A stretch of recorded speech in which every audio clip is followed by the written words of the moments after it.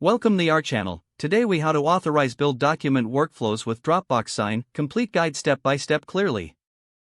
To authorize build document workflows with Dropbox Sign, begin by logging into your Dropbox Sign account. Once logged in, navigate to the dashboard to access your documents. Select the document you want to authorize for build workflows. Click on the Actions button located at the top right corner of the document view. From the drop-down menu, choose Authorize Workflow. You will now see options to customize your workflow settings. Define the name of your workflow to ensure it is easily identifiable. Next, set the authentication method for signers to verify their identity. Choose from options like email, SMS verification, or an access code. Now, add the email addresses of the participants who need to sign the document. Make sure to specify the signing order, if applicable.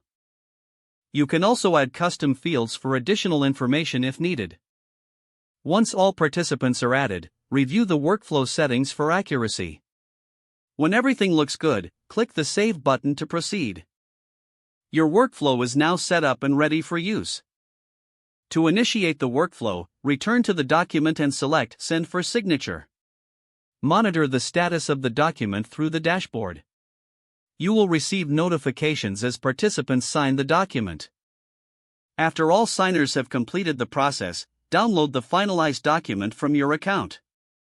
Now you have successfully authorized your build document workflows with Dropbox Sign. Review the entire process if you need to make any adjustments in the future. If the page does not load, refresh the browser or try again in a private or incognito window. Make sure you are using the correct email address, then retype it carefully to avoid small typos. If your password is not accepted, use the reset option and create a new strong password you can remember. Check your spam folder for verification or security emails, then complete any requested confirmation steps. Enable two-factor authentication if available to improve account security and reduce unauthorized access risk.